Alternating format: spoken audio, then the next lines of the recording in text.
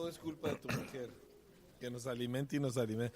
Digo que todo es culpa de Rita, que nos sigue dando y dando y dando de comer.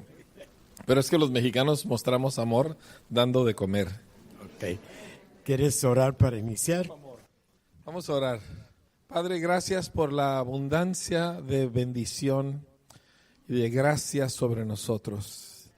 Y nuevamente, Padre, yo pido tu paz sobre esta casa, tu bendición, tus propósitos eternos que aquí, Señor, han hallado cabida. Y te pido, Señor, que a todos nos conectes con tus propósitos y con tu corazón y con tu pensamiento para que podamos servirte conforme, Señor, a tus planes, a tus propósitos. En el nombre de Jesús. Amén. Bueno, primero que nada quiero aprovechar el momento para asegurar que ustedes tienen buena doctrina escatológica. Esa es la primera orden del día. Todos ustedes saben que el rapto viene a México 6 meses antes que al resto del mundo. ¿Sí saben eso? Porque la delegación mexicana va a preparar los alimentos para las bodas del Cordero.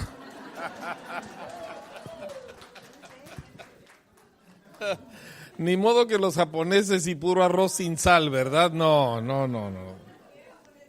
Tiene que haber chile chipotle, salsa macha, ¿verdad? Unos jalapeños en escabeche y muchas otras cosas buenas.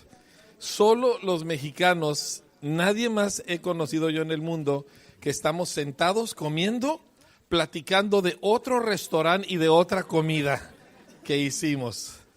Y pues por eso estamos un poquito inflamados los mexicanos, ¿verdad? Ustedes saben que las mujeres no engordan, se inflaman. Permítanme. Cuando alguien que tenga buena cabeza, se me salió el lente y si alguien me ayuda a ponerlo porque si no, no puedo ver bien. Ustedes, cuando yo doy pláticas a jóvenes, siempre les hablo un poquito acerca de lo que el matrimonio va a significar, porque ellos pues ven a Lupita y se enamoran y ya, ¿verdad? Le digo, no, hijo de mi vida, mira, Lupita cuesta mucho dinero. Y les empiezo a explicar el cambio en su vida económica que van a tener cuando empiecen a comprar todas las cosas que las mujeres se ponen en la cara.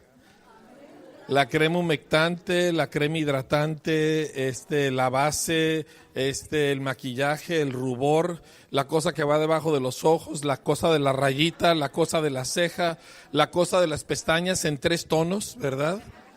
Los 47 lápices labiales. Y le digo, y todavía no llegas al pescuezo.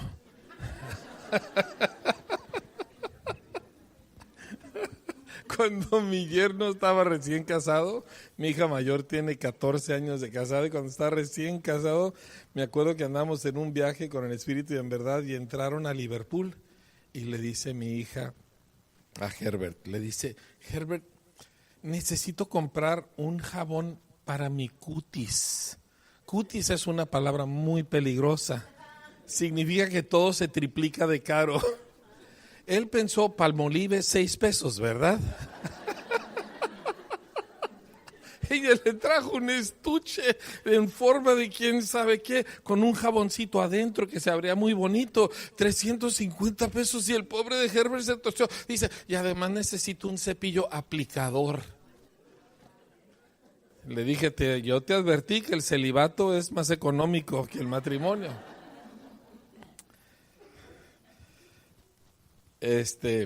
Pero estamos contentos de ser parte de los propósitos de Dios. Y en el matrimonio, pues a uno se les tira la fe, ¿verdad que sí, señores? ¿Sí? No lloren, por favor. Quiero platicar con ustedes esta mañana acerca de la cultura de la iglesia y de cómo se forma cultura y nuestro papel en ello. Y obviamente es un tema exageradamente amplio, pero es tan importante porque tú puedes corregir muchas cosas, pero si no afectas un cambio en la cultura de las personas, la cultura se volverá a imponer, tarde que temprano. Y si nosotros tenemos un cambio de doctrina, pero no un cambio de cultura, o si tenemos un cambio de local, en vez de ir a aquel templo, ahora vengo a este templo, la cultura a la hora de la hora se va a imponer. Y nosotros ya vimos esto en México cuando entraron los españoles hace 500 años con el evangelio que se conocía en aquel entonces, porque acuérdense que la reforma todavía no sucedía. Y ellos trajeron lo poco que sabían acerca de la Biblia y del evangelio y se lo impartieron a las poblaciones que había en América Latina. Y los títulos y las etiquetas cristianas pegaron, pero la cultura resultó ser la misma. O sea, solo cambiaron las etiquetas, pero siguió siendo la misma cultura. Y tuvimos un sincretismo que pues todos nosotros conocemos, donde es una mezcla de conceptos religiosos paganos precolombianos con al mismo tiempo las etiquetas cristianas o católicas. Y el problema es o sea, se impuso la nomenclatura católica, pero ganó la cultura indígena. Ahora nosotros estamos en la etapa sociocultural de México, donde México está cambiando de ser un país católico a un país que es multicultural en términos de religión, cada vez más y más y más evangélico, y no podemos darnos el lujo que suceda lo mismo. Que gane la nomenclatura evangélica, pero siga siendo la misma cultura católica. ¿Me explico? Y nosotros vemos que hay mucho de eso, porque una cultura es una cosa muy, muy fuerte. Y cuando yo soy pastor y al tratar con la gente yo me doy cuenta de cómo las personas siguen con los mismos hábitos, ¿verdad? De que usted, pastor, pida por mí, usted está más cerca de Dios. Esos son conceptos que se aprendieron en el modelo católico de la religión. No lo digo eso en plan de crítica, simplemente así es, ¿sí? Y las personas siempre sentimos, aunque seamos evangélicos de hueso colorado, que tenemos que de alguna manera ganarnos el favor de Dios. De modo que si yo por alguna razón esta semana no he sido muy devoto a mi devocional, no he sido muy asiduo con mi devocional, y luego llega alguien que necesita orar, yo me siento todo condenado, imposibilitado de orar, porque estoy basando mi oración en mi desempeño devocional de esa semana y no en Cristo. Y todo eso viene de la misma cultura. Aún nuestras formas, nuestra liturgia, la forma de nuestros edificios, mucho de ello viene de una herencia de la cultura católica romana de Europa y luego su versión latinoamericana. Entonces, repito, nosotros queremos cuidar de que la cultura, que el evangelio establezca la cultura del reino, no solamente las etiquetas de la Biblia. Yo voy a repetir eso. Nosotros nos interesa que se establezca la cultura del reino, no solo las etiquetas de la Biblia. Por ejemplo,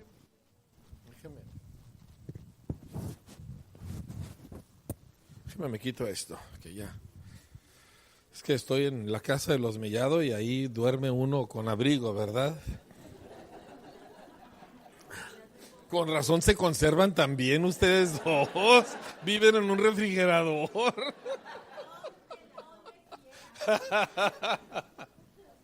Muy bien.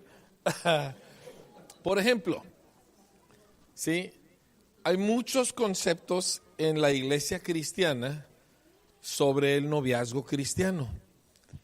¿Dónde está el problema? En la Biblia no hay noviazgos, solo matrimonios.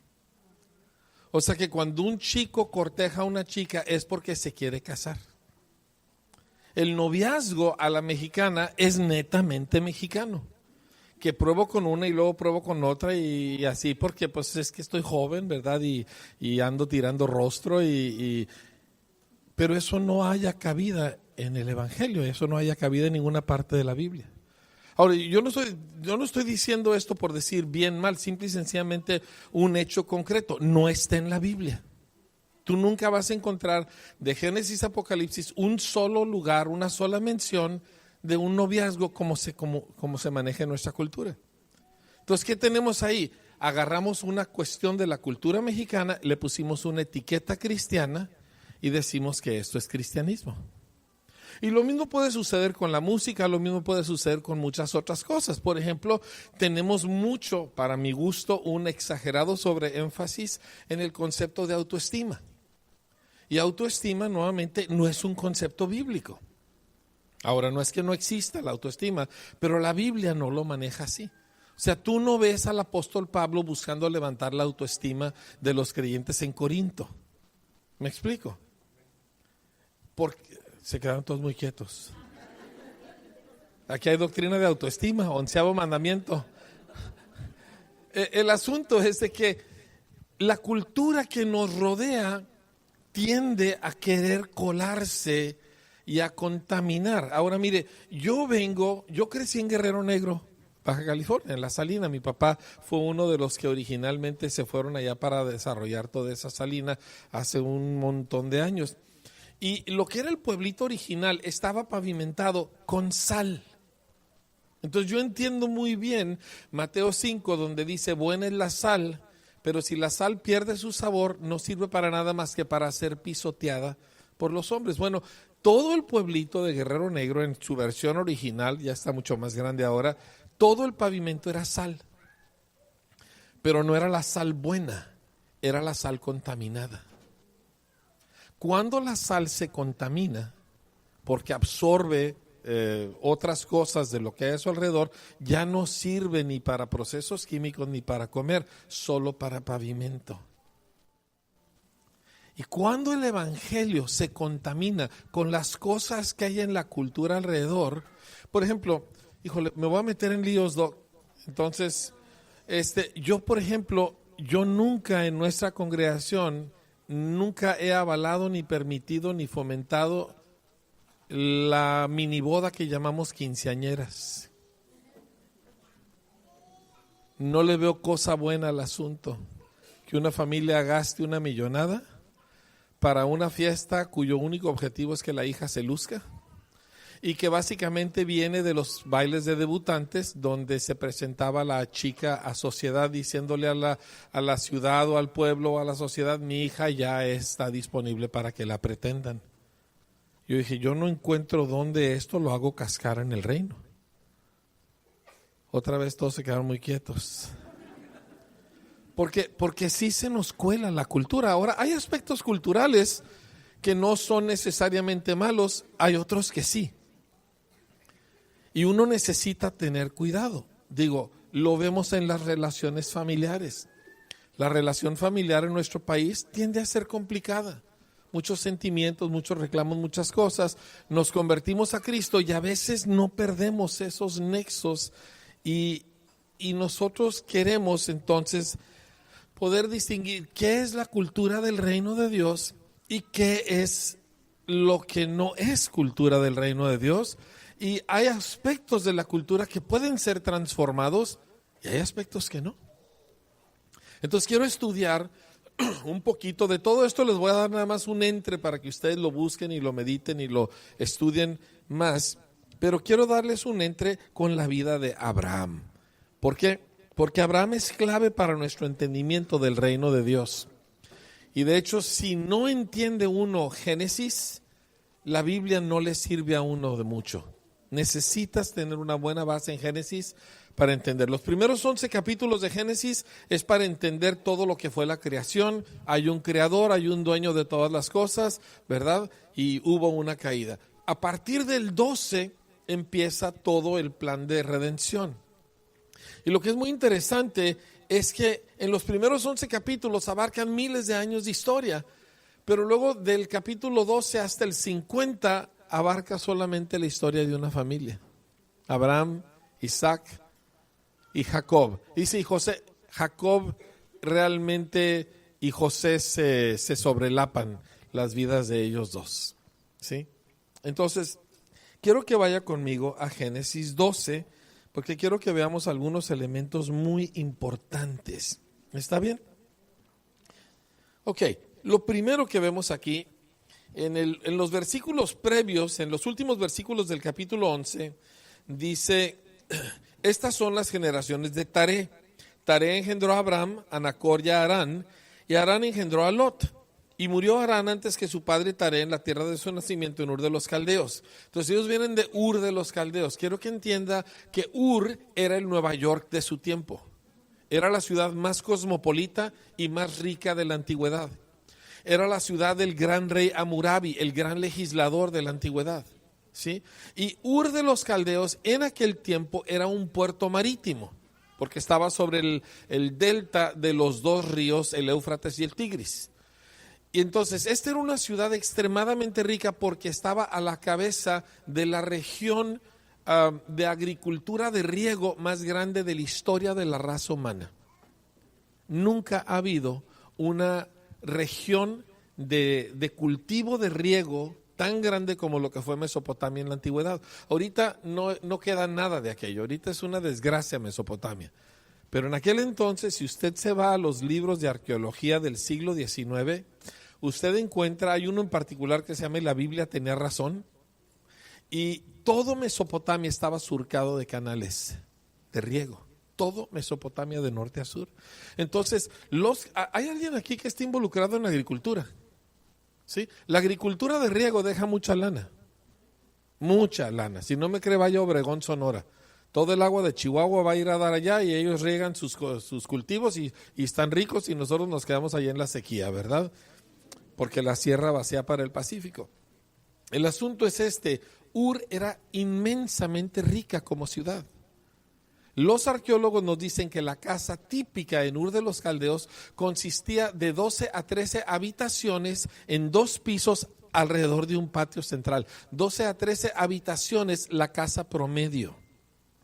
Y Abraham no era promedio, era rico. Y ellos salen de Ur de los Caldeos. Y dice, y tomaron a Abraham y Nacor para sí mujeres. El nombre de la mujer de Abraham era Sarai, el nombre de la mujer de Nacor Milca, hija de Harán, padre de Milca y de Isca.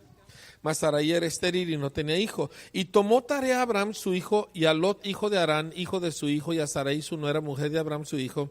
Y salió con ellos de Ur de los Caldeos para ir a la tierra de Canaán, y vinieron hasta Harán, y se quedaron ahí. Y fueron los días de Taré 205 años, y murió Taré en Harán. Ahora, para entender un poquito más de esta historia, nosotros, y no lo busque conmigo, nos vamos al libro de los Hechos capítulo 7, la única predicación de Esteban, el primer mártir. Y él dice lo siguiente: varones, hermanos y padres. Estoy leyendo Hechos 7:2.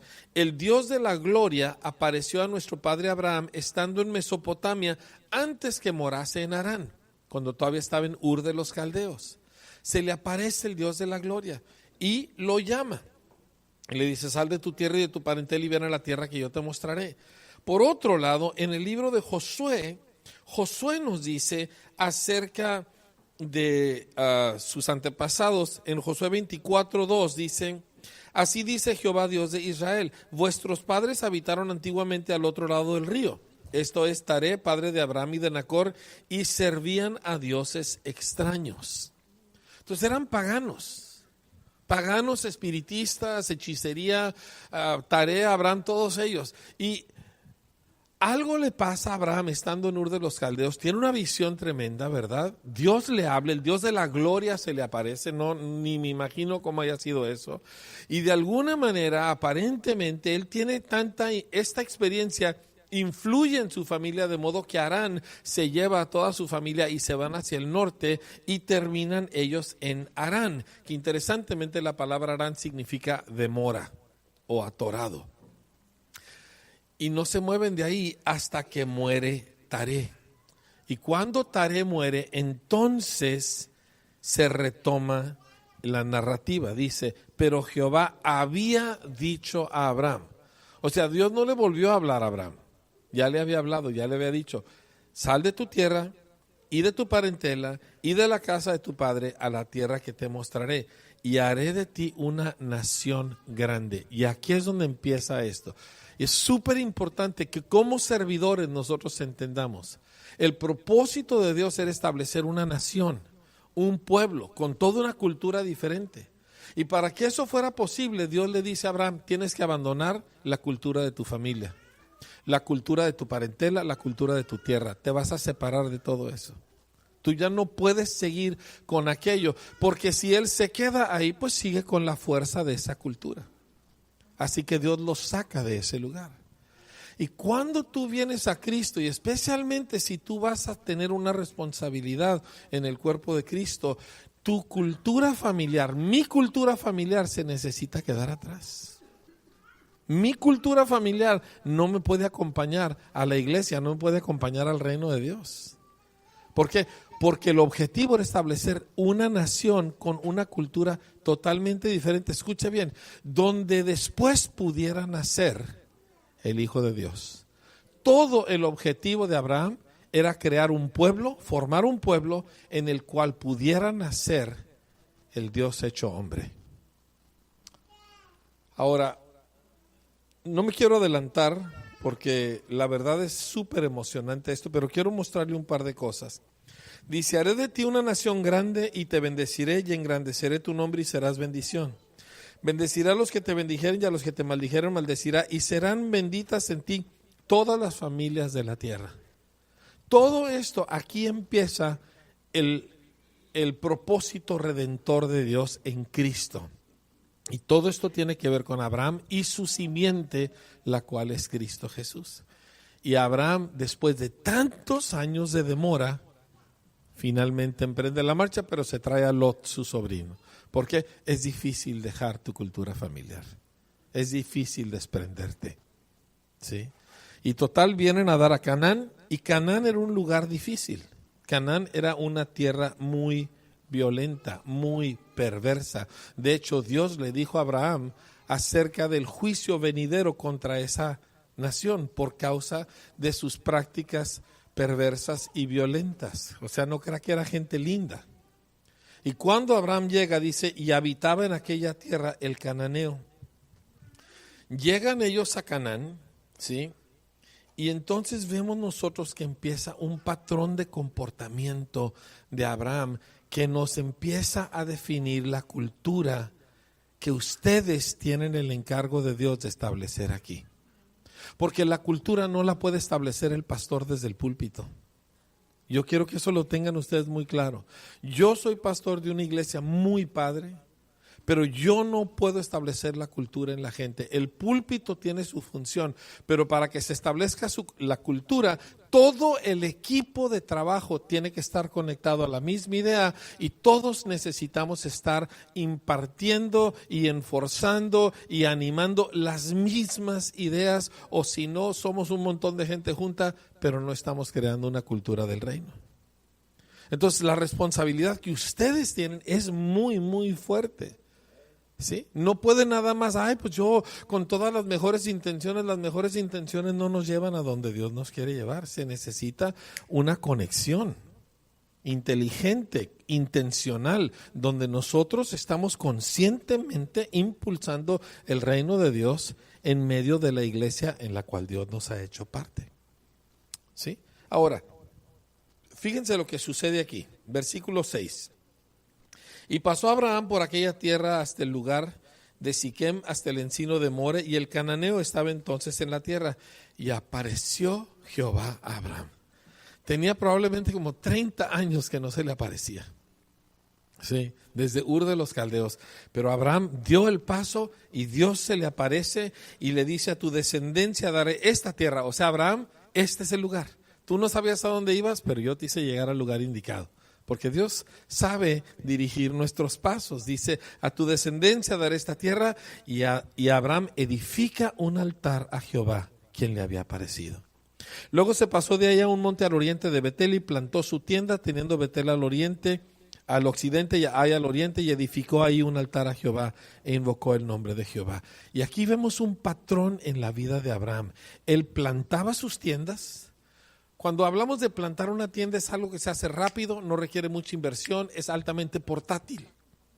Pero edificaba sus altares, que nos habla de mayor inversión y de algo permanente. La prioridad en la vida de Abraham no era su casa, era su adoración. La prioridad en la vida de Abraham y del pueblo que estaba levantando era que ellos serían el pueblo que adora al Dios verdadero. Esto lo vemos en toda la historia de Israel. Sí, cada vez que el pueblo de Israel iba a algún lado, lo primero que hacían era establecer la adoración. Salen de Egipto, llegan al monte Sinaí Y Dios los estaciona ahí un año. ¿Para qué? Para que hagan esa parte de la Biblia que todos nosotros nos salteamos cuando estamos leyendo de Génesis a Apocalipsis. Leemos Génesis muy bien, leemos la mitad de Éxodo muy bien y luego llegamos a todo que el carmesí y el azul y el lino fino y el torcido y ya nos salteamos eso y de pasada nos salteamos Levítico.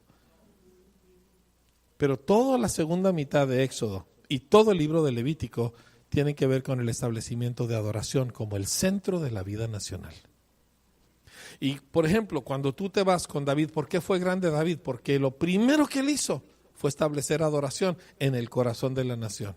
Y cuando el pueblo es desterrado en el exilio y luego regresan, lo primero que hace Zorobabel es levantar el altar. Ahora, un altar en lo humano no sirve para nada. A la vista y al razonamiento humano es un desperdicio. Pero era lo primero que hacían. ¿Por qué? Porque la diferencia de la cultura del mundo y de la cultura del reino de Dios es que la cultura del reino de Dios gira en torno a la adoración a Dios. En todos los sentidos. Vivimos para la gloria de Dios. Así que gastaron millonadas en levantar el templo, que aunque le llaman el templo de Salomón, discúlpeme, pero este templo era de David.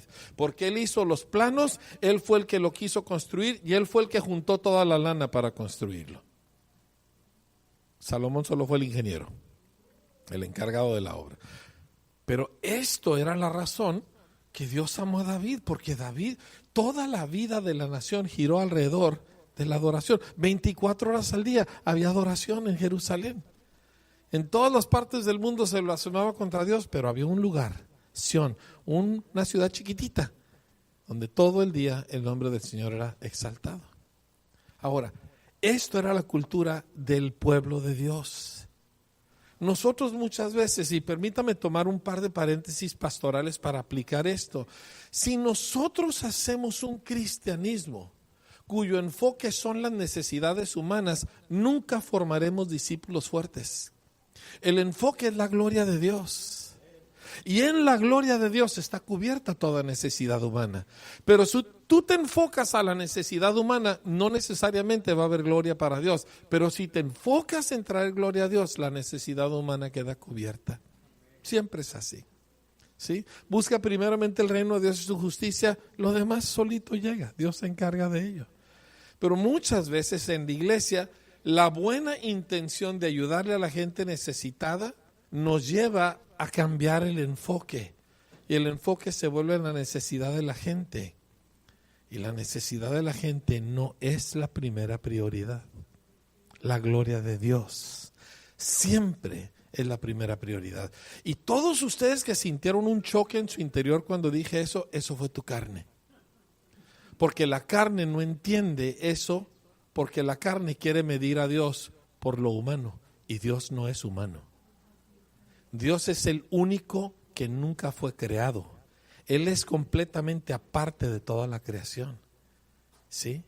Y Él, como creador, está por encima de todos nosotros en una manera que no hay paralelo en ninguna otra cosa. Porque a diferencia de cualquier cosa, yo fui creado de la nada, de cero, del vacío, por el placer de Dios, por el, si usted quiere hasta decirlo así, hasta por el capricho de Dios, porque Dios quiso, porque a Dios se le antojó y ¡pum!, nos hizo. En eso entonces el ser humano se debe a su creador. Y la vida nunca es completa hasta que el ser humano encuentra en Cristo la razón y el centro de toda su existencia. Vivimos, como dijo el apóstol Pablo, si comemos o bebemos o hacemos cualquier otra cosa, lo hacemos para la gloria de Dios. Entonces, cuando nosotros tomamos a una persona y le empezamos a enseñar el camino de la vida, lo empezamos a guiar, gracias, en las sendas de Dios, nosotros lo guiamos hacia la adoración. Pero no es difícil. Les voy a decir por qué. Porque cuando una persona de veras se convierte, de veras ha sido salva, adoración es su reacción inicial. Cuando yo veo gente que nunca adora, yo me preocupo mucho como pastor. Porque eso me dice que no son salvos. Ay, ¿a poco usted pone eso como requisito? No, no como requisito, como efecto automático. ¿Sí? ¿No me cree? primero de los 10 mandamientos. El primero de los 10 mandamientos es: yo soy Jehová tu Dios que te saqué de la tierra de esclavitud, de tierra de Egipto. No tendrás dioses ajenos delante de mí. Déjeme se lo parafraseo. Yo te liberé de la esclavitud, toda tu adoración es para mí. Ese es el primero de los 10 mandamientos. Gente que ha sido liberada automáticamente adora. Gente que nunca adora no ha sido liberada. Entonces, adoración no es una especie de objetivo artificial que nosotros imponemos, es lo obvio, es lo natural. ¿Sí? Es como alabanza. Alabanza no es una especie de ritual obligado. Alabanza todos lo hacemos. Yo ya estoy bien con esta mi vida. Sí. No, prefiero el vasito. No, está bien. Alabanza es mi hijo Marcos Andrés. Vamos nosotros en un viaje a Nueva York. Y el chavo tendría 12 años o algo así por el estilo. Y pasábamos, pues digo, yo vengo de Parral, Chihuahua. ¿Dónde está eso? Dice, allá, donde da vuelta el aire, más o menos. Y pasa un Bentley, ¡ay, no manches! ¿Ya viste, jefe? Y luego pasa un Ferrari, ¡no puede ser! Ese es un Ferrari. Todo el viaje estuvo alabando los automóviles. Alabar es lo que hacen las abuelas cuando nace el bebé. Usted sabe, todo niño recién nacido está feo, ¿verdad? Todos, nacen todos así, unos con la cabeza hecha pico, todos hinchados de la cara. Y la abuela, ¡ay, qué hermoso! Mira, tiene los ojos de su mamá. ¿Verdad que así hacen las abuelas? Eso se llama alabanza. Es absolutamente espontáneo. Y cuando tú tienes algo, recibes algo, ves algo que es bueno, que es hermoso, no está completo tu disfrutar de aquello hasta que lo expresas. Así que alabanza y adoración no son el ritual de los cristianos, es la respuesta espontánea de toda persona que entra en contacto con Dios. Entonces, cuando yo no veo alabanza genuina ni adoración de corazón, yo digo, esa persona todavía no entra en contacto con Dios. O sea, no le estoy exigiendo que alabe. No ha visto a Dios todavía, no ha sido salvado, todavía no ha experimentado el perdón, porque gente perdonada adora a Dios. ¿Sí? Ok, este era el paréntesis. Ahora vamos a volver aquí a la cultura. Sí, estamos, me está captando lo que le estoy, ¿verdad que no le estoy diciendo ninguna cosa estrafalaria? El asunto que quiero que no se le olvide a ninguno de ustedes, todos ustedes muchachos, es que esta es tu responsabilidad. No para tu vida, para la iglesia. Ustedes establecen esto. Uno como pastor suelta la dirección, suelta la base bíblica, suelta el rumbo, ¿verdad? Pero los servidores, los colaboradores, son los que cuando el hermanito o la hermanita se quiere ir para allá, le dice, no, acuérdate lo que nos enseñó el pastor. No, acuérdate que nosotros esto es como Dios dice en la palabra. Y nosotros somos los que hacemos que esto suceda. ¿Sí? Digan gloria a Dios. Yo soy el responsable. A ver pues. ¿Sabe que los...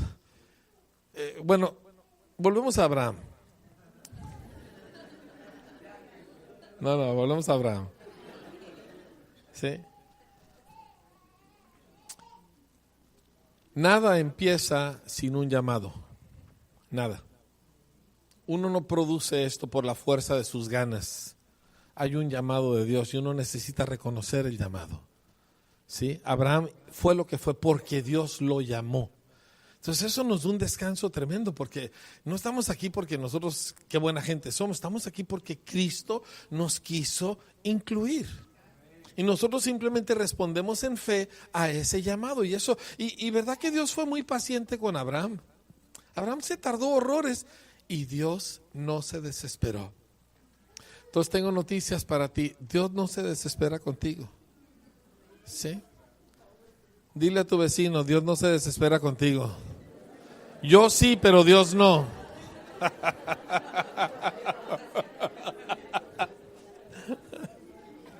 Ok.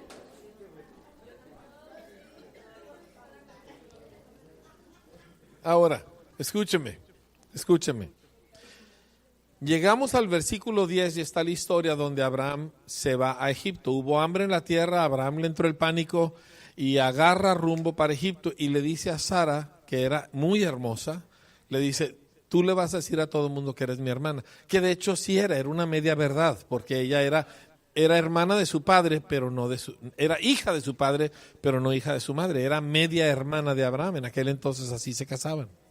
¿Sí? Entonces le dice, les vas a decir a todos que eres mi hermana. Entra en Egipto, ella dice, soy su hermana, y los egipcios la llevan al palacio de Faraón. ¿Sí? Y Dios defiende a Sara, porque Dios sabe cuidar a su gente. Dice la Biblia, y este no es el único lugar, pero Dios hiere a la casa de Faraón por causa de la mujer de Abraham. Dice el versículo 17, mas Jehová hirió a Faraón y a su casa con grandes plagas por causa de Sarai, mujer de Abraham. Y entonces Faraón capta y le dice a Abraham, ¿qué te pasa? ¿Por qué me hiciste eso? Y lo echa fuera del país, lleno de toda clase de riquezas, pero va para afuera. O sea, fue un gravísimo error. Errores se cometen. Pecados se cometen. Esto fue una caída catastrófica para Abraham. O sea, ¿dónde quedó él delante de todo su pueblo? Ahora, ustedes probablemente han visto películas de la Biblia de bajo presupuesto. No les hagan caso, ¿sí? A mí no me gustan la mayoría de las películas cristianas porque pues no tienen presupuesto para hacerlas bien, ¿verdad? Pero Abraham, si nosotros sacamos algunos números, tenía 318 siervos adultos nacidos en su casa, varones. Calcule un mínimo de otros 318 comprados, porque la Biblia dice que compró muchos esclavos.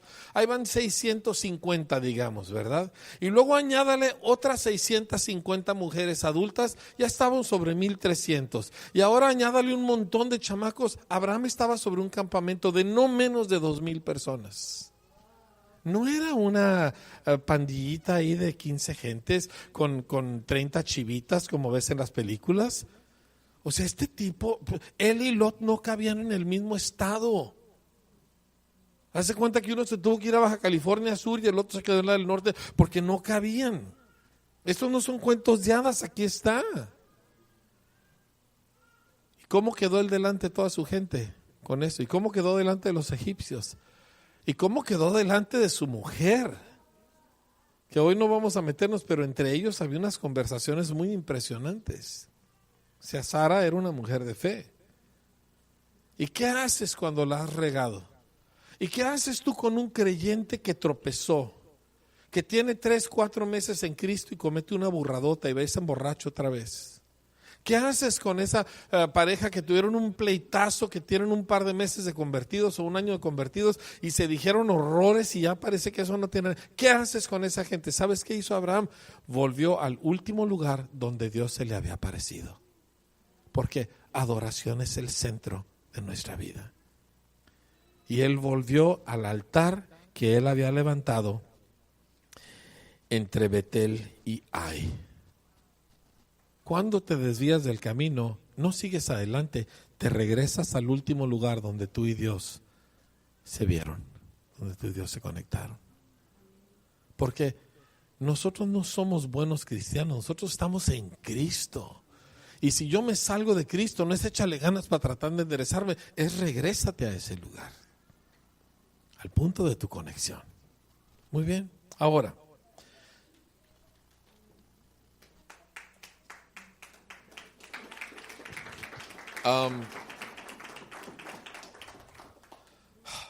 hay tanto más que ver, pero pues voy a tener que reducirme a algunos puntos claves.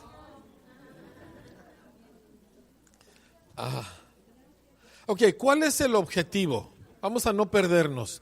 El objetivo es establecer una nación. El objetivo es que haya una nación con una cultura completamente diferente a todas las demás. Una cultura de adoración, una cultura de justicia. Fíjese, en Génesis 18, cuando toda la cuestión de la destrucción de Sodoma y Gomorra, que viene Dios con Abraham y le dice que al año siguiente van a tener él y Sara su bebé. Y en el verso 16 dice, y los varones se levantaron de ahí, miraron hacia Sodoma y Abraham iba con ellos acompañándolos. Estoy leyendo Génesis 18, 17. Y Jehová dijo, encubriré yo a Abraham lo que voy a hacer, habiendo de ser Abraham una nación grande y fuerte. Nuevamente ahí está esta idea, va a ser una nación, va a ser una nación. Esto no es personal, familia. Esto no se trata, ay, es que Dios me bendiga. No, no, no. Tú eres parte de algo más grande que tú. Tu fe necesita ir mucho más allá de tu necesidad personal. Dice, pero también mi familia, tu familia es parte de ti, es tu carne. La fe verdadera va a abarcar gente con la cual tú no tienes relación en lo natural. ¿Sí? O sea, que yo críe a mis hijos, que yo cuide a mi sobrino, todo eso lo hace cualquier gente sin Cristo. Pero que yo vaya e invierta mi vida en un montón de desconocidos, porque somos hermanos en Cristo, eso es otro boleto. ¿Sí?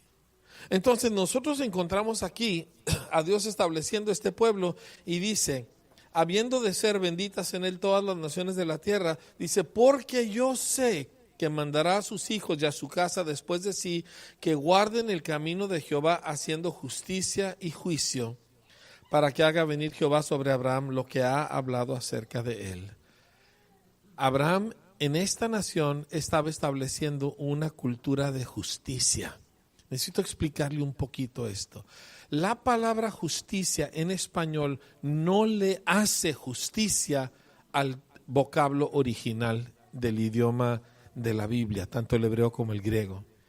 En el hebreo es tzedek, en el griego es dikaiosune, y ambas palabras se refieren a la rectitud interna de Dios que solo Dios tiene, a la derechez de su carácter. Para aquellos de ustedes que hablan inglés, la palabra righteousness es la palabra que correctamente traduce eso. En alemán es gerecht, pero en español no hay tal palabra. No hay palabra para tzedek en español.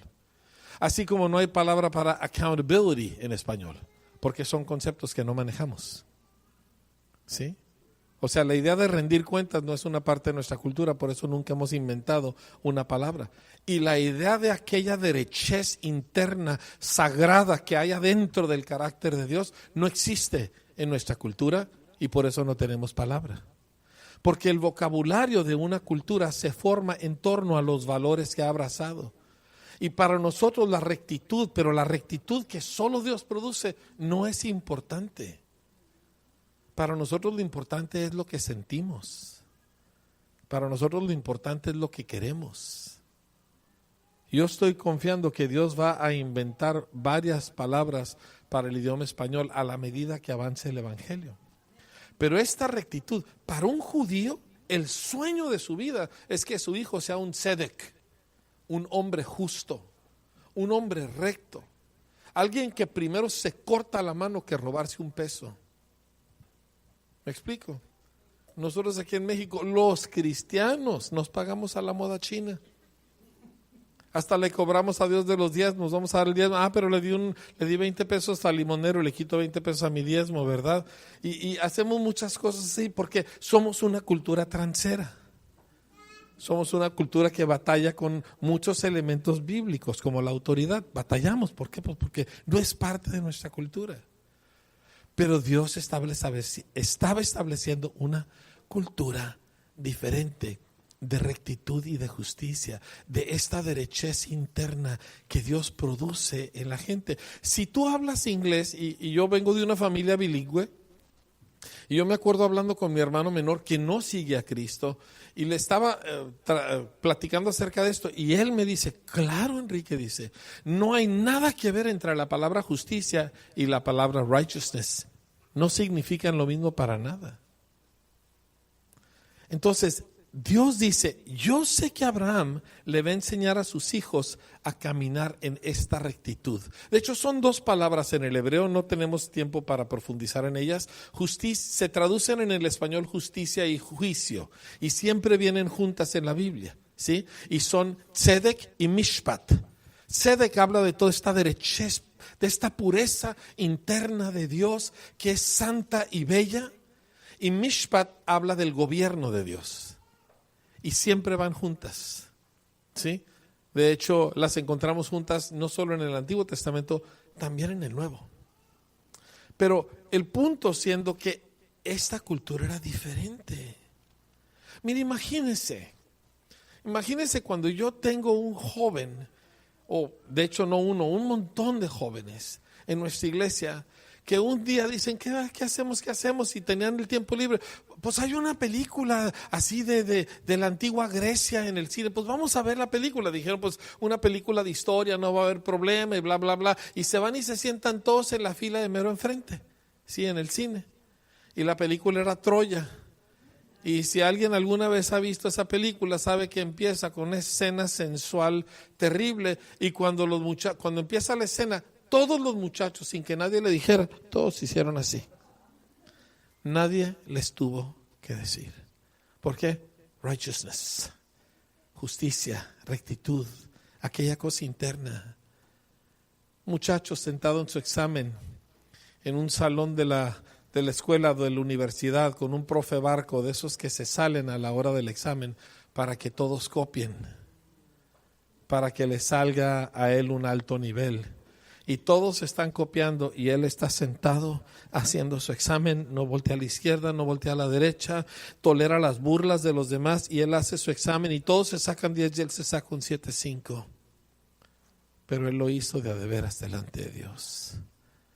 Eso es una cosa que no existe en la cultura del mundo. Y Abraham la iba a establecer. ¿Por qué? Porque el rey de justicia iba a nacer a través de este pueblo. Ahora, ¿sabe qué es lo que a mí absolutamente me revolucionó estudiando todo esto? Lee uno la Biblia y no la lee, ¿verdad que sí? Y lee uno, por ejemplo, toda la historia de Abraham y qué tremendo y los principios y que esto y el otro. Y de repente un día estoy yo en medio de todo esto, estudiando esto, ¿sí? Y viendo toda la historia. Teníamos semanas estudiando la historia de Abraham.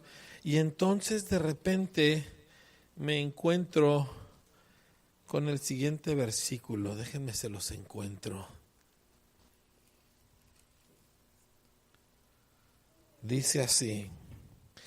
Este es Jesús hablando. Si yo me glorifico a mí mismo, mi gloria nada es. Mi Padre es el que me glorifica, el que ustedes dicen que es vuestro Dios, pero ustedes no le conocen. Pero yo sí le conozco. Y si dijera que no le conozco, sería mentiroso como ustedes, pero yo le conozco y guardo su palabra. Y luego dice, Abraham, vuestro padre, se gozó de que había de ver mi día y lo vio. Abraham vio a Cristo. Él entendió que todo esto de Génesis se trataba de la venida del Cristo. De que toda esta nación grande que Dios le había prometido era para que a través de ella naciera el Hijo de Dios en su descendencia. Él vio a Cristo. Esto lo dijo Jesús. Estas no son opiniones de nadie. Él dijo, Abraham vio mi día. Abraham vio, él supo de qué se trata. Y toda la vida de Abraham era en preparación para la venida de Cristo. Y he de levantar una familia en la cual puede nacer el Cristo. Y he de levantar descendientes en la cual puede venir y vivir y crecer y ser formado el Dios que se va a hacer hombre. Y eso me cambió totalmente el entendimiento de Génesis. Porque ahora leo esta historia y yo sé, es que Abraham, él estaba viendo a Cristo. Y cuando lo de su hijo, él estaba viendo a Cristo. Y aun cuando él estaba viendo a Cristo. Y cuando lleva a Isaac en el capítulo 22 para ofrecerlo en holocausto. Yo sé que a nosotros nos gusta dramatizar porque somos mexicanos telenoveleros, ¿verdad? Y nos gusta el drama, ¿verdad? Sí. Y nosotros, no, es que Abraham iba desgarrado de que voy a sacrificar a mi hijo, qué tremenda prueba, hay que pagar el precio. Pamplinas, la Biblia no dice eso. La Biblia dice que él fue creyendo que Dios lo iba a levantar de los muertos. De Hebreos 11. Abraham caminó esos 3 días con el muchacho, con sus criados, ¿verdad? Dice, y él pensando, dice, que Dios era poderoso para levantar aún entre los muertos, de donde en sentido figurado le volvió a recibir. Y cuando Abraham sube y levanta el cuchillo, él no lo levantó y a ver, Señor, no, él lo levantó para degollar al muchacho y Dios lo detiene. Y le dice, ahora sé que temes a Dios. Y le declara la promesa que sería para Cristo, dice, la misma promesa que luego Jesús le haría a Pedro y a todos nosotros. las puertas de tus enemigos no se podrán resistir a ti. Dice, tu descendencia poseerá las puertas de sus enemigos.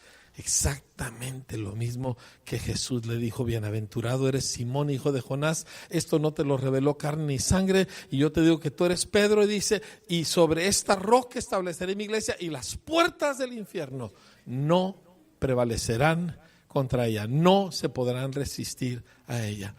Toda la vida de Abraham era preparar una nación en la cual el Hijo de Dios pudiera venir. Porque el fin de todas las cosas es Cristo. No es el cristianismo, no es los principios, no es mi experiencia, es la persona de Jesús. Y el trabajo nuestro, en pequeño y en grande, si das clase a un niño en la escuela dominical, o das un consejo, o oras por alguien, o estás en la puerta recibiendo gente, es encauzar a las personas a la persona de Jesucristo. Si nosotros vamos a cambiar este país, y yo tengo 38 años de mi vida invertidos en cambiar a mi nación. Yo vivía en Estados Unidos, allá me convertí, y Dios me llamó a regresar a México, y me regresé a mi país a servir al Señor aquí, y yo no vine a jugar.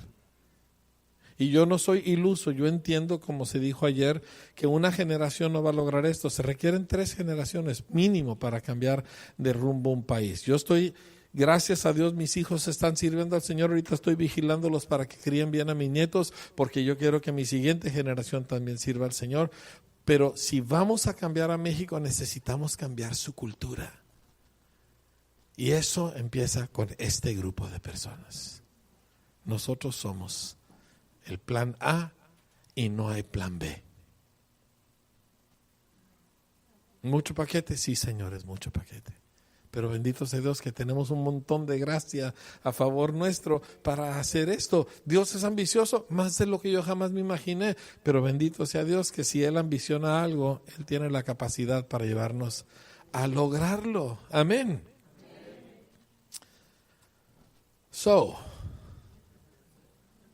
¿Poquito asustados o emocionados? Yo estoy emocionado, Yo estoy emocionado ante las posibilidades. Y empiezas a examinar un montón de cosas. Miren, ustedes son servidores, así que voy a cerrar con esto y luego lo quiero abrir a preguntas, porque yo estoy seguro que hay preguntas y me gusta tomar tiempo para cubrir preguntas que pueda haber específicas. Pero quiero llevarlos a la elección de la esposa de Isaac.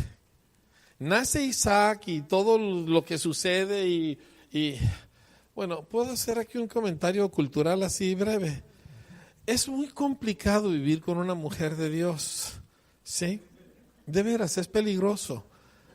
Yo estoy casado con una mujer de Dios. Yo siempre he dicho de mi esposa, si ella no fuera mi esposa, yo de todos modos la oiría, porque esa señora conoce a Dios, ¿sí? Jóvenes, no te cases con una carita, cásate con un fieronón espiritual, una que conoce a Dios, una que te asuste y te haga santo. ¿Me entiendes? Anda buscando una florecita pintada en la pared. No hay florecitas, todas tienen garras ocultas, así como los X-Men, ¿me entiendes? Así, zarpazo tremendo. ¿O no, muchachas? Ah, claro que sí. Así que, como te va a dar el zarpazo, asegúrate que te lo da en el nombre del Señor. Pero ¿me entienden? O sea, ¿quién le gana? Dios le dice a Abraham todas estas cosas y entonces se desespera y viene Sara y le dice, bueno, así como las costumbres de este pueblo, pues acuéstate con mi sirvienta y ten un hijo, yo voy a tener un hijo a través de ella. Y ahí va el menso de Abraham y lo hace, ¿verdad? Y entonces ya cuando nace el niño, o más bien cuando está embarazada Agar, y Agar empieza a mirar de tejas para abajo a su dueña, ¿verdad? Y entonces viene Sara, por tu culpa, mira nada más, oye, pues si tú fuiste la que me dijiste, ¿verdad? Lección, señores, oye a tu mujer, pero oye a Dios.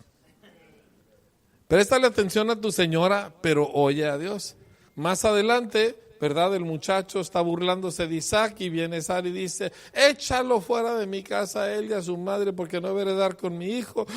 Y Abraham dice, pero es mi hijo, ¿cómo voy a hacer? Y ahora sí fue con Dios. Y Dios le dijo, sí, dice, va para afuera. Ahora, cuando fue a sacrificar a Isaac, no le dijo nada a Sara. ¿Por qué? No hubiera habido sacrificio. Al que hubieran ofrecido sobre el monte era Abraham. Bueno, pero ese es un comentario cultural sobre los afanes y las aflicciones del matrimonio, ¿verdad? El asunto es que una vez que termina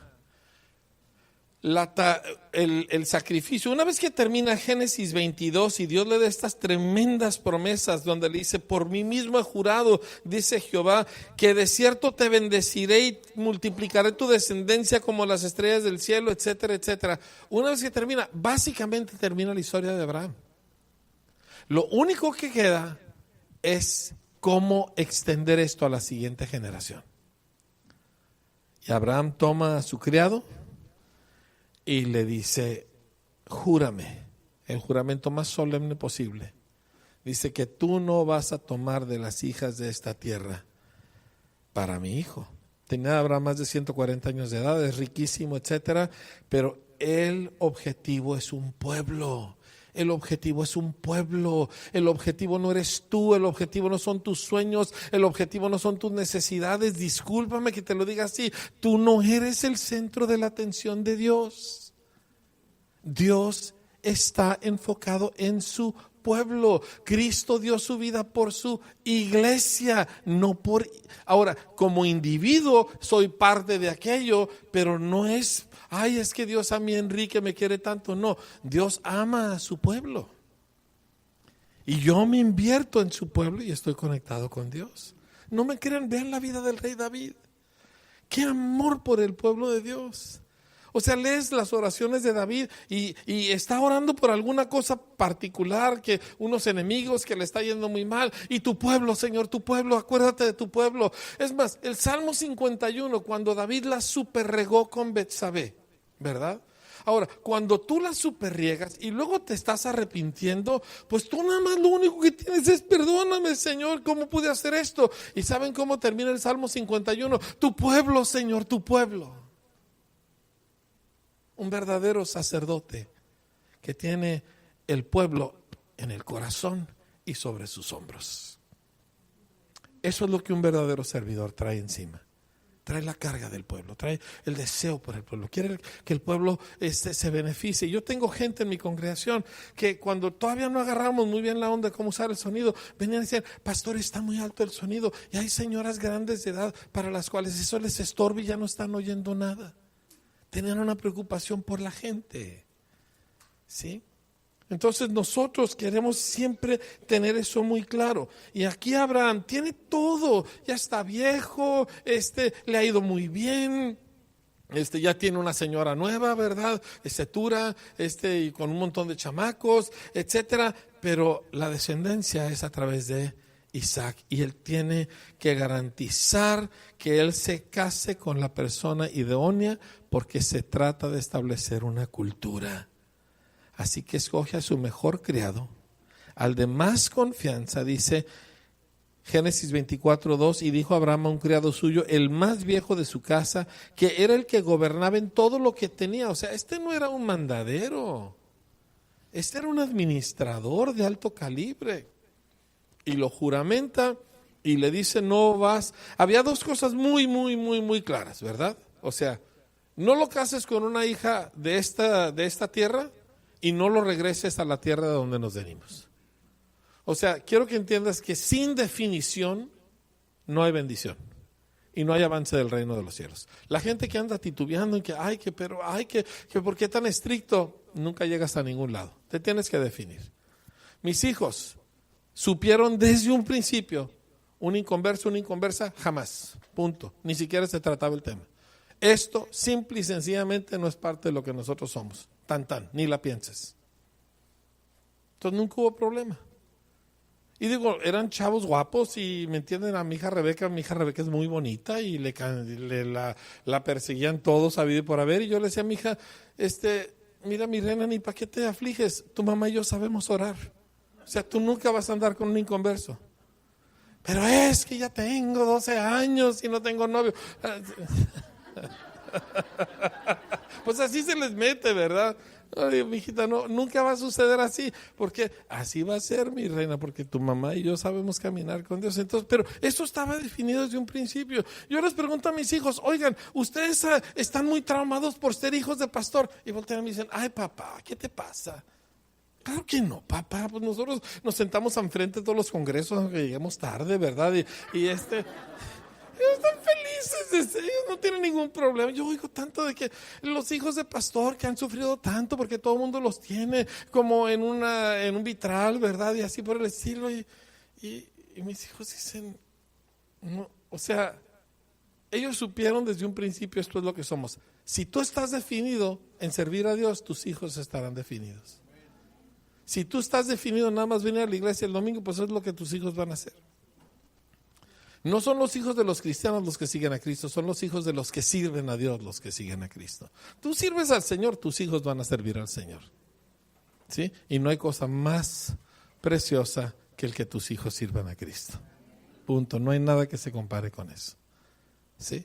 Ahora, así que Abraham va a escoger o tiene que resolver este asunto de la necesidad de su hijo y le llama a su mejor siervo, al de más confianza, lo juramenta y lo manda con 10 camellos y lo manda a la tierra de Aram para que le traiga una esposa a su hijo.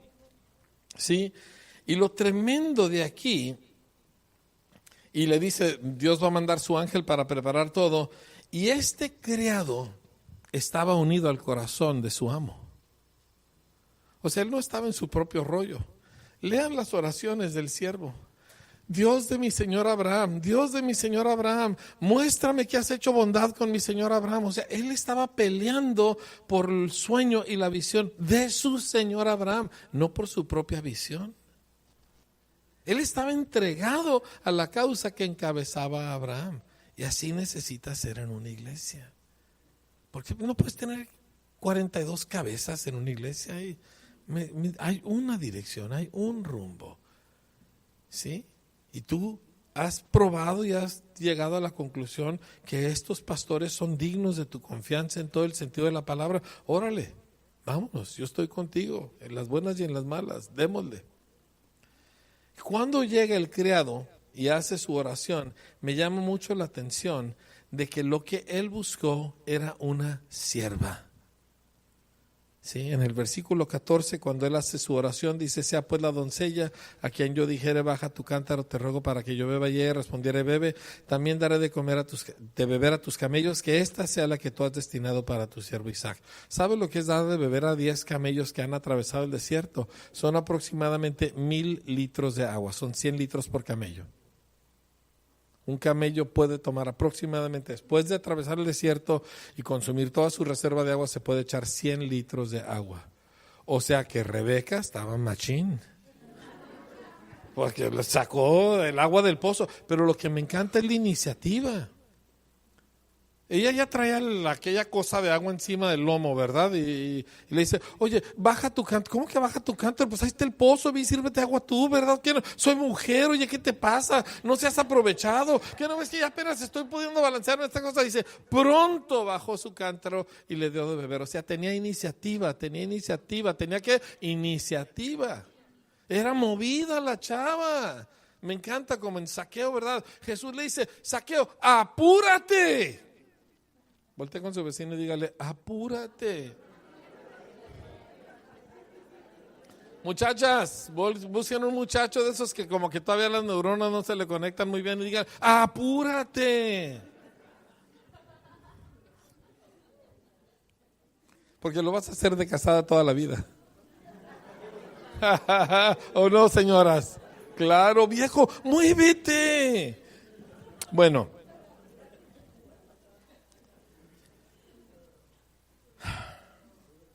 Buscó una sierva con iniciativa, pero no solo buscó cualidades, buscó a la que Dios había escogido. ¿Por qué? Escúchenme bien, muchachos. ¿Cuántos solteros hay aquí? Levanten la mano, solteros, levántenla. No sean cobardes, levántenla. A ver, tú aquí, pantalones azules, para arriba la mano. ¿Sí? Levanten la mano todos los solteros. Ok, pueden bajarla. No están seguros si son solteros o no. Alguien ministreles, por favor, ¿verdad? La mujer establece la cultura del hogar. No escojas mal. Si la chava no te apantalla espiritualmente, olvídalo. Si su vida espiritual no te apantalla, olvídalo. La mujer establece la cultura del hogar. Ahora, el hombre encabeza y el hombre tiene la responsabilidad, pero la cultura la establece la mujer.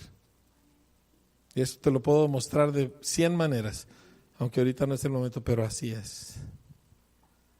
Así que tenía que ser la mujer correcta. Y tengo noticias para ti. Si tú vives para el reino, Dios te tiene destinado una pareja. Ahora, si tú vives para la carne, pues escoge lo que quieras, de todos modos vas a sufrir. Pero si tú vives para el reino, Dios te tiene preparado una persona. ¿Sí? Y en su momento, en el momento preciso, Dios la traerá y los unirá. Pero si tu objetivo es el reino. Si tu objetivo es otra cosa, si, ay, es que necesito novio, pues te va a tocar un orangután, ¿verdad? Un tipo que va a desilusionar a final de cuentas. Porque todos los seres humanos desilusionamos. Pero si el objetivo es el reino, la cosa cambia. Me llama tanto la atención.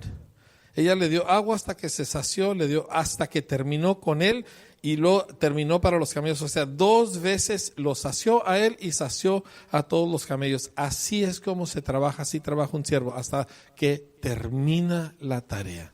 No hasta que cumple, hasta que termina. Hasta que produce el resultado que se tenía que alcanzar. ¿Sí?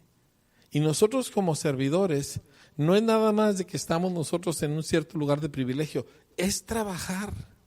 Jesús le dijo a sus discípulos, rueguen al Padre de la cosecha que envíe trabajadores a su cosecha. Entonces, te encargan un trabajo. Es más, tú ves que hay una necesidad y yo me encargo de eso. ¿Hasta cuándo? Hasta que esté completo. Hasta que esté terminado. No, pues a mí me dijeron que moviera las mesas y yo las moví. Eso es un mandadero. Este era un siervo. Y hay una diferencia muy grande. ¿Sí? Los discípulos no habían pescado en toda la noche, pero estaban remendando las redes. O sea, y Jesús, es muy interesante que toda la gente que vino a ser seguidor de Jesús, todos los sacó de donde estaban trabajando. No escogió flojos. Escogió gente que no le tenía miedo al trabajo. Proverbios 31 es el consejo de la mamá de Lemuel de qué tipo de mujer buscar como esposa. ¿Y qué es lo que encuentras? Una señora que trabaja de sol a sol, que no le tiene miedo al trabajo. Eso es lo que yo tengo en mi esposa. A ti te es un burro para trabajar. En serio. Esa mujer, tú quieres hacerla enojar, menciónale un día libre. En serio. Tú quieres hacerla sentirse miserable, llévala de vacaciones. Cada vez que nosotros hemos ido de vacaciones, los primeros 3 días nos hace la vida miserables a todos. Ya como para el 4.º día empieza a quererse acoplar, ¿verdad? Y luego ya empieza a pensar en lo que hay que hacer cuando regresemos. Porque así, las mujeres de la Biblia, todas eran así. Y obviamente no es nada más mujeres, es todo mundo. Jesús trabajaba de sol a sol. Un día tiene quién sabe qué tantas horas ministrando y llega un montón de gente y síganle. Pero Señor, ya hemos trabajado mucho, sí, pero la gente tiene necesidad, síganle, no le paren. Y trabajas hasta que aquello está cumplido. Eso es parte de la cultura del pueblo judío hasta el día de hoy. Ah, cómo son trabajadores. Y le piensan al asunto y le rasgan y le buscan y les quitan todo lo que tienen y no se hunden, lo vuelven a trabajar, le vuelven a dar y los corren de un país a otro y vuelven a echar a andar porque han entendido desde Abraham que el trabajo del hombre produce la riqueza, no la suerte. Esa es la razón por la cual un rico le quitas todo su dinero y él en su mente sigue siendo rico y va a volver a tener dinero. ¿Sí? Probablemente es el mío, ¿eh? Ni modo, hay que se aguanten. Me están captando, familia. Entonces el reino de los cielos y la cultura del reino abarca muchos aspectos. Entonces, por ejemplo, yo con la gente que trabaja conmigo, pues yo me subo a sus carros a ver cómo está el carro. ¿Sí? Y los muchachos, a ver, quiero ver tu boleta. ¿Pero qué tiene eso que ver con la adoración? Dios a mí me llamó a la alabanza. Sí, pero quiero ver tu boleta. Porque en mi libro, una calificación menos de un 8 no es un buen testimonio. Entonces, si tu boleta está llena de 6 y 7, dile a la gente que eres mormón. No nos quemes. No, yo digo, ¿verdad? Y lo mismo es en el trabajo. ¿Cómo te va en el trabajo? No, es que me corrieron del trabajo, hay una razón, Cristo vive en mi corazón. No, te corrieron del trabajo porque eres flojo. Nadie corrió un buen empleado. ¿Verdad? A ver, los amenes no surgieron así. Lo sentí forzado el amén, ¿verdad? Lo sentí así como obligado, pero en fin. Pero todo esto, familia, estamos hablando de cultura. Miren, voy a cerrar porque, repito, hay mucho más que nosotros pudiéramos hablar, pero no es esto el objetivo. No podemos seguir. Quiero nada más que entiendan un par de cosas. Hay un fenómeno sociocultural que se ha dado en los últimos 200 años que es la cosa en términos de economía y sociedad lo más importante que ha sucedido y se le conoce como el gran enriquecimiento. ¿Por qué? Porque durante toda la historia de la raza humana, el ser humano ganaba más o menos una cantidad en promedio en toda la raza humana, dividiendo todo lo que ganaba toda la gente entre todos los seres humanos que estaban vivos, y la gente ganaba más o menos un promedio de $1 al día. ¿Sí? Y en el mejor momento del Imperio Romano, ¿verdad? Eso subía un poquito más. El día de hoy, en el mundo entero, eso se ha multiplicado como a 10 o 30 dólares. No recuerdo ahorita las cifras, aquí tengo el artículo. Y en Estados Unidos y en países de Europa, la gente está ganando 100, 120 dólares por día en promedio. O sea, la sociedad es muchísimo más rica de lo que fue entonces. ¿Sí? Y ¿saben cómo lo sé? Porque todos ustedes tienen más ropa de la que les cabe en el closet, ¿o no? ¿Sí? ¿Y qué señora hay aquí que no tenga por lo menos 15 pares de zapatos? O 30. ¿Me explico? Y hacemos ventas de cochera y hacemos bazares. ¿Por qué? Porque tenemos tanta mugre, ¿no? ¿Y cuántos no tienen por lo menos 3 televisiones en su casa? Y le puedo seguir y seguir y seguir. Y ahora todos traemos teléfonos que cuestan $1,000. Es que la crisis, ¿cuál crisis? Es que no dejamos de gastar. ¿Sí? Y nuestros refrigeradores repletos. Yo recuerdo en la casa de mi abuelo era un ranchero que tenía un rancho de 40,000 hectáreas. ¿Sí? Y en su casa, abría la alacena, había nueces sin pelar, ¿verdad? Había pastas, había arroz, había frijoles. Era muy sencilla su alacena. Y mi abuela hacía cajeta y hacía nieve, pero toda la vida era sencilla. Y yo recuerdo que mi abuela tenía un ropero del tamaño de esta puerta. Una mitad eran cajones y la otra mitad era para colgar ropa. Era toda la ropa de mi abuela, esposa de un hombre rico. O sea, el mundo ha enriquecido dramáticamente. ¿De dónde vino eso? De la Reforma Protestante, del Evangelio. En los tiempos de Lutero, y lo dijo Lutero en palabras más o menos así, dijo: es tan sagrado una muchacha ordeñando una vaca en el rancho, dice, que un coro en una catedral. Ella puede glorificar tanto a Dios haciendo eso como el coro que está cantando alguna cosa sublime. Y ellos, la Reforma Protestante, vivió para la gloria de Dios. En el libro de Max Weber, que se llama, es un título largo y difícil de recordar, pero dice la ética, el espíritu del capitalismo y la ética protestante del trabajo y el espíritu del capitalismo. Así se llama el libro. Fue escrito hace como 120 años. ¿Sí? Y él examina por qué el norte de Europa era rico y el sur de Europa era pobre. Y básicamente lo que dice es que porque los del norte de Europa hacen su trabajo para glorificar a Dios y en el sur de Europa no tienen esa mentalidad. Y en palabras pinta un cuadro de un zapatero sentado en su banquillo, trabajando su zapato, haciéndolo con todo su corazón, sin necesidad de que lo estén vigilando, porque lo hace para la gloria de Dios. De eso nació la riqueza del mundo moderno, de los países Alemania, Holanda, Inglaterra, los huguenots de Francia, ¿verdad? Suecia. De esa parte del mundo salió el sistema económico en el cual nosotros vivimos, y por eso el mundo ha enriquecido. ¿Por qué? Porque cuando la cultura de un pueblo empieza a asemejarse a la cultura del cielo, los frutos se dejan venir. Nuestro trabajo es cambiar la cultura de nuestro país. A ustedes les toca Tijuana, les toca playas de Tijuana, ¿sí? Esto no se tiene que hacer todo en eventos grandes, esto se hace a nivel individual, personal, ¿sí? Mi esposa empezó a dar, y a lo mejor un día le quiero platicar al respecto, diseñaron un curso que se llama Mi Hogar, Mi Mejor Inversión, y en 5 semanas le enseñan a las mujeres cómo formar un hogar que funciona.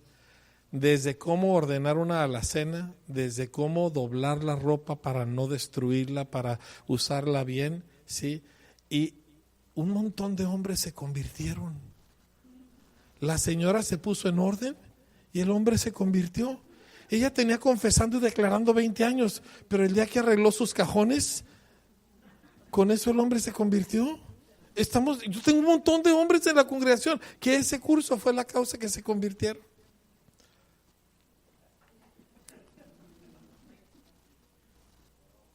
¿Sí? Ahora, estamos hablando de cultura. Es la responsabilidad del equipo de servicio, del equipo de apoyo de este grupo. Y Dios nos respalda cañón cuando lo hacemos. ¿Sí? Y nosotros, familia, vamos a hacer una tremenda diferencia. Por aquí abajito, en el grupo en casa, en la escuela de mi hijo, en la oficina donde trabajo, en el trato en la puerta de la iglesia, en el estacionamiento, y ahí se va cambiando cómo funciona todo. Hay mucho más que ver, pero ahorita ya lo que necesitamos es orar, ¿sí? Yo quiero orar por ustedes, y luego si hay tiempo, me gustaría abrirlo a preguntas y respuestas, ¿sí? ¿Podemos orar? ¿Quién necesita que oremos esto? Yo quiero hacer una pregunta para orar. ¿Quién quiere aceptar esta responsabilidad? Ok, con tu mano en alto, vamos a orar. Padre, aceptamos el llamado a formar una nación grande, un pueblo santo, Señor, adquirido por Dios, un pueblo en el cual se hace visible la presencia y el carácter de Dios, la justicia y la fe, Señor. Te pido, Padre, por todos estos servidores y por el corazón que tienen para servirte, que aquí están este día, Señor, buscando crecer en tu reino. Y te pido que a todos, Señor, los revistas, Señor, de una claridad de mente, de una mentalidad renovada, Señor, de una verdadera substancia de fe para ellos afectar, para ellos ayudar, Señor, a establecer la cultura del reino de Dios en el pueblo de Dios. Y Padre, no hacemos esto en un espíritu de juicio o de superioridad, sino en un espíritu de que este pueblo va a glorificar al Dios que envió a su Hijo a redimirnos.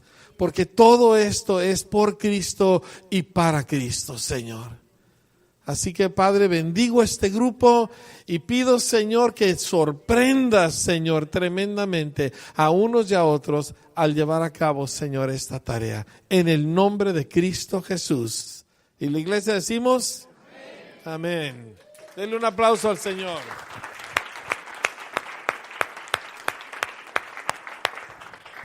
Ok, yo creo que tenemos tiempo, si mucho, para unas 3 preguntas, 4 preguntas. Así que, ¿alguien tiene una pregunta? Yo quiero que se explique, porque a lo mejor no queda muy claro qué quiere decir cultura. Ok, qué padre, qué buena pregunta. De hecho, tengo por aquí una definición que dice: cultura es el conjunto de valores y de costumbres con las cuales definimos nuestra identidad. Sí, déjenme ver si la puedo encontrar. Cultura. A ver, déjame ver si aquí la encuentro. Cultura es el conjunto de valores, orgullos, comportamientos, disciplinas y lenguaje que nos diferencian de los demás y que nos dan una identidad. Cada uno de nosotros tiene una cultura, cada uno tiene una cultura familiar, y así como cada ciudad tiene su propia cultura y cada país también. Voy a repetir la parte de la definición, ¿sí? Una cultura es el conjunto de valores, orgullos, comportamientos, disciplinas y lenguaje que nos diferencian de los demás y que nos dan una identidad. Bueno, obviamente al contestar una pregunta así tengo que contestar en términos generales porque cada situación tiene sus detalles específicos. Pero lo que puedo decir es esto: los hijos nos están observando todo el tiempo.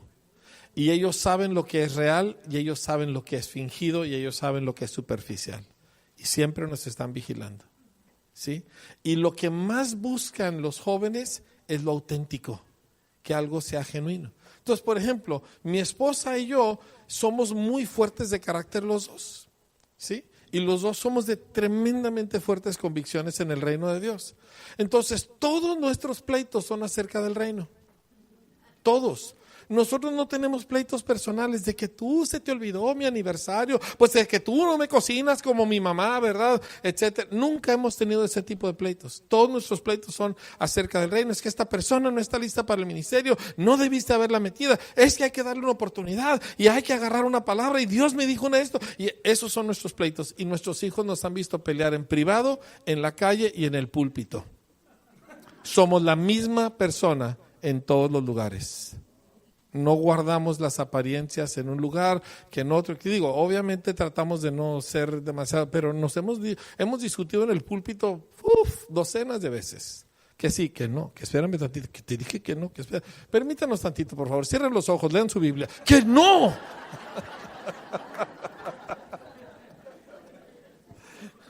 No es personal, pero amamos el reino de Dios, ¿sí? Mi señora se levanta en la mañana preocupada por la obra y empieza la cosa, y yo he descubierto una cosa: si yo no me levanto temprano para oír a Dios, Dios me va a hablar a través de mi esposa. Y Dios es más bondadoso cuando habla conmigo, entonces mejor me levanto temprano.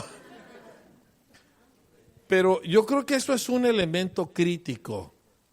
Nos han visto tomar decisiones difíciles, porque la piedad de una persona no está en sus emociones, no está en que está de acuerdo con algo, está en las decisiones incómodas, está en las decisiones difíciles. Y los hijos todo lo ven, todo lo ven. Mi hijo un día, mi hija Rebeca, la mayor, muy bonita, ¿verdad? Tiene un rostro muy bonito y pues obviamente la jalaba el mundo. Y me acuerdo que un día me quiero ir con mi prima, ya me quiero ir de la casa, y estábamos empezando la reunión y le dije a Tita, ¿sabes si era viernes en la noche? Le dije a Tita, encárgate de la reunión, yo no voy a estar. Y me llevé a mi hija, ¿por qué? Porque era un momento crítico y la reunión, ¿sabe qué? Averíguanselas, yo tengo que lidiar con mi hija ahorita. Y me la llevé, dije, mira mi hijita, es que no es justo, es que aquí, es que allá, mira mi reina, te envuelvo te amarro, te guardo en un closet y tú no sales hasta que tengas 18 años. Y a los 18 años te sigo amarrando y te guardo en un closet. Tú no vas a hacer lo que tú quieres, pero es que no es justo, ya sé que no es justo, la vida no es justa, pero así es. Y si sigues, nos vamos de misioneros a Arabia Saudita, donde tengo encerrada legalmente. O sea, punto, tú no vas a ganar, así es, y se acabó. Deje de tenerle miedo a sus mocosos. ¿Sí? Ay, es que me va a dejar de querer. No, mis hijos me quieren muchísimo. Ahora, un día, 14, 15 años, ¿verdad? Es que yo quiero ir y conocer un antro. Le dije, claro, mi reina, yo te llevo. A las 3 de la mañana, cuando el chavo está golpeando a la novia porque no se dejó manosear. Cuando el chavo está vomitando. Cuando la chava está derramando el estómago por todo lo que tomó. Y está haciendo el ridículo allá afuera en el callejón de atrás. A esa hora, no, dijo, entonces, ¿para qué, verdad? Exactamente. Le dije, yo te llevo cuando veas la realidad del asunto. Y se acabó. Yo no le tengo miedo a mis hijos, ni le tengo miedo a mis nietos. Los quiero con toda mi alma, los disfruto constantemente, pero no les tengo miedo. No le tengan miedo a sus chamacos, ¿sí? Y así de plano. Mi hijo Enrique se enamoró de una muchachita inconversa, ¿verdad? Porque tenía, no sé, 14 años, pero de esos que se enamoró locamente. Y don Enrique ya estaba en la casa de la muchacha. Y Enrique, una muchachita de nuestra escuela, bonita como ella sola, la canija mocosa, ¿verdad? Y él estaba así, pero cacheteando el pavimento, ¿verdad? Y un día, nomás que mi hijo siempre desde muy pequeño manifestó una unción profética. Y un día lo agarra su mamá. Dice, sobre tu cuerpo muerto tú vas a desperdiciar lo que Dios ha puesto sobre tu vida. Sobre tu cuerpo, no el mío, el tuyo, dice, tú vas a desperdiciar lo que Dios te ha dado. Cuando Enrique cuenta el testimonio, él dice, Dios me habló. Claro, a través de su mamá. Señora, fájese los pantalones, pégale un grito salvaje a ese mocoso y que reaccione. Ay, dice, no le debes de gritar, grítele al mocoso. No digo que todos los días y todo el día, unos dos bien puestos y vámonos. Nomás que detrás del grito tiene que haber una vida congruente, ¿sí? Nos han visto tomar decisiones de fe, de locura, y han visto a Dios respaldarnos vez tras vez, tras vez, tras vez, tras vez. Nos han visto ser perseguidos horriblemente en nuestra ciudad, porque yo vivo en una ciudad chiquita, Chisme Grande, mucha persecución despiadada, y nunca nos han visto criticar a la gente que nos ataca. Y otra de las cosas que fue clave para mí con mis hijos, yo repito, no fui. Hay muchas lagunas en la crianza de mis hijos, hay muchas cosas que yo no hice bien, ¿sí? Por diversas razones, unas por el estilo de vida, otras por indisciplinas mías, ¿verdad? Pero mi mesa era sagrada. A las 2 de la tarde nos sentábamos todos a la mesa y comíamos juntos siempre. Llueve, truene o relampaguee, aquí comemos juntos. Los sábados desayunábamos juntos, yo les hacía desayuno porque hago un desayuno machín, ¿verdad? De hecho, los sábados ellos siempre le decían a su mamá, no, que mi papá haga desayuno, porque mi mujer está pensando en el reino y quema los huevos, ¿verdad? Entonces, no agraviando. Pero cada vez que venían oradores invitados a mi casa, hombres y mujeres de Dios, siempre comíamos y cenábamos en mi casa y siempre mis hijos eran parte de la conversación. Y ellos vieron y oyeron y conversaron con gente de Dios cañón. Y eso afectó mucho sus vidas para bien. Más yo me acuerdo un día, que no me acuerdo si era Enrique o Marcos, ¿verdad? Pero uno de los dos andaba ahí con unos muchachitos que a mí no, y le dije, no te quiero volver a ver con esos muchachitos. Pero quién sabe qué, le dije que no te quiero volver a ver con esos muchachitos. ¿Pero qué? ¿Por qué? ¿Quién sabe qué? Le dije, ¿qué clase de amigos tengo yo? No, pues puros radicalotes, así es. Los hijos quieren agradar a sus padres, pero si nosotros no nos cuidamos y somos incongruentes, los hijos están sobre de aquello. Ahora, yo no digo esto para que tú digas, ay, es que fallé y entonces ya arruiné a mi hijo. No, pide perdón. Si la regaste, ve con tu hijo y dile, fui una bestia, discúlpame, hijo, pero así no es la cosa. Y endereza si no te mato. Y ya.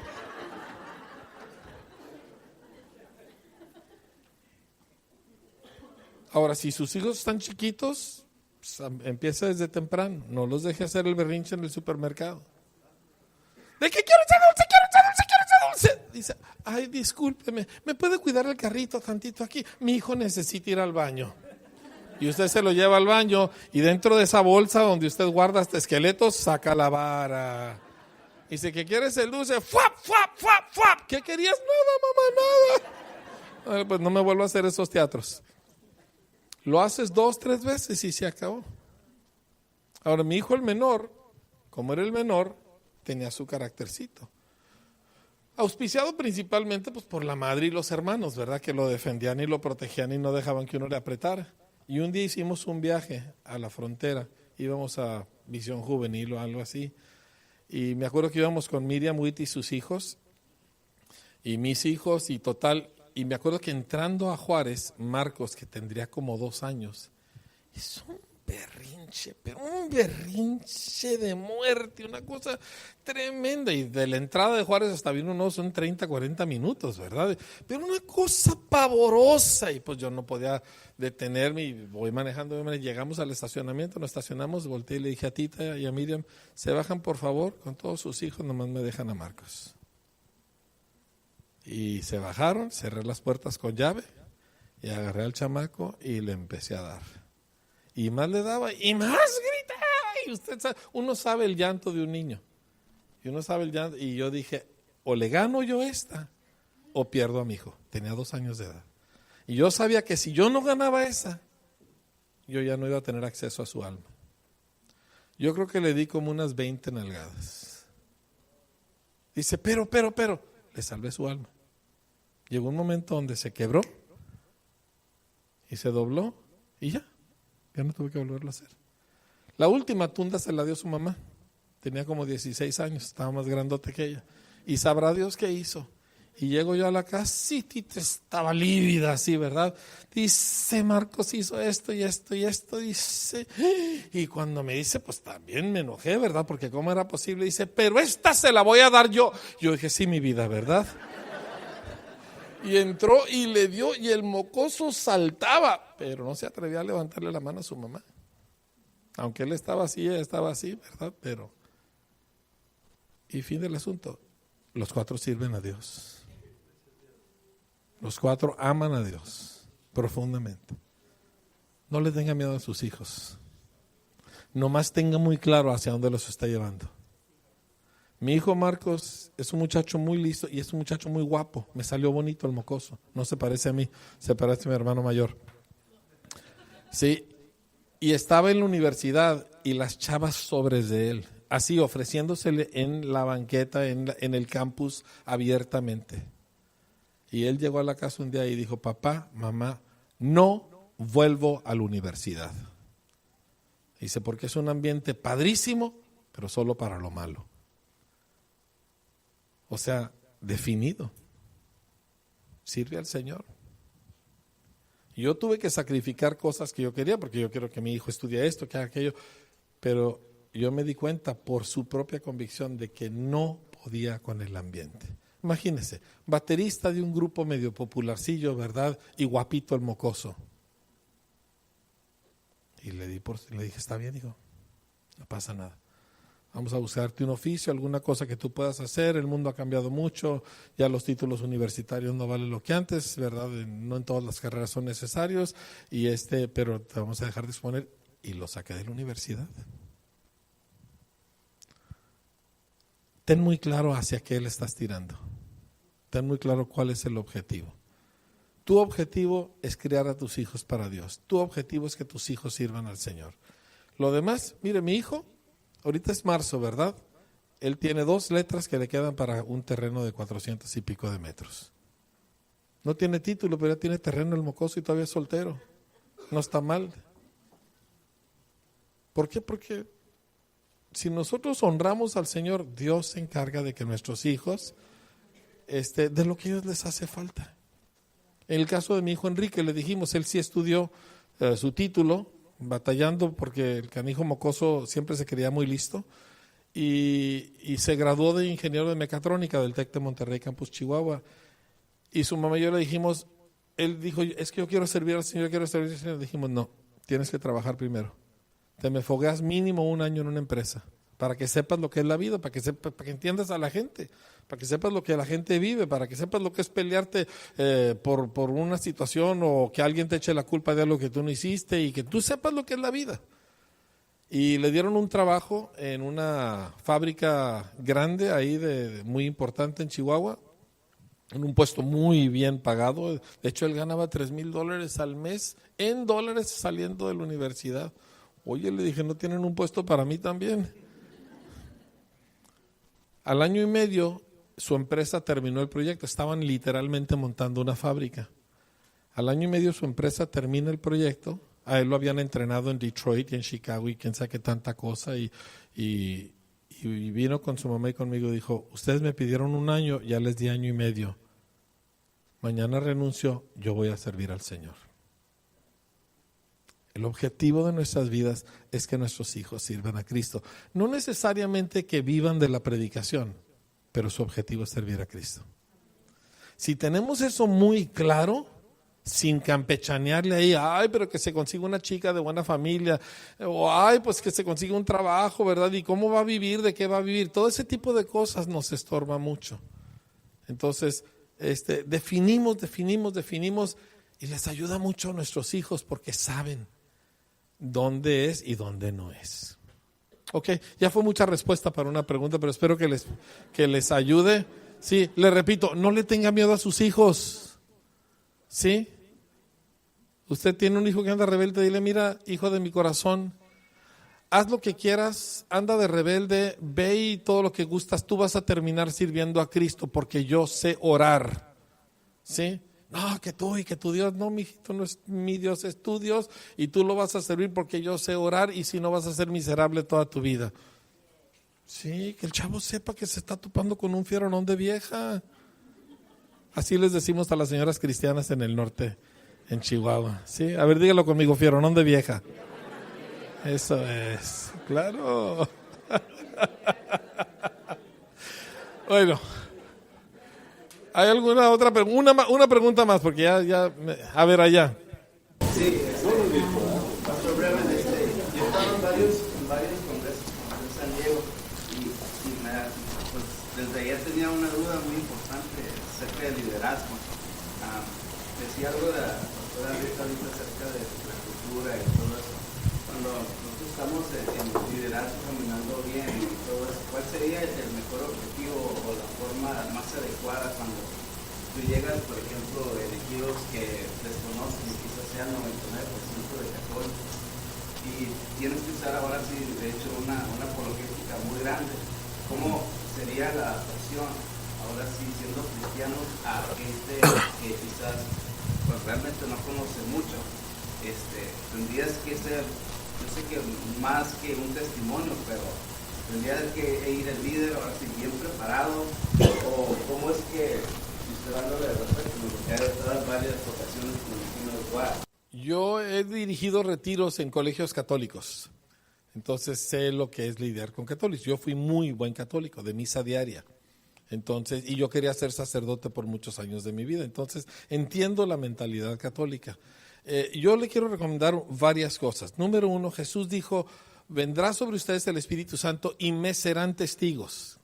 Entonces, uno busca la llenura del Espíritu Santo y uno es testigo, pero de Cristo. Ahora, la Escritura dice en Apocalipsis 12, ellos le han vencido, dice, por la sangre del Cordero, por la palabra del testimonio de ellos y menospreciaron sus vidas hasta la muerte. El segundo de estos elementos es el testimonio, la palabra del testimonio de uno. O sea, el mundo quiere oír tu historia, pero es la historia de cómo Cristo invadió tu vida y cómo Cristo te cambió.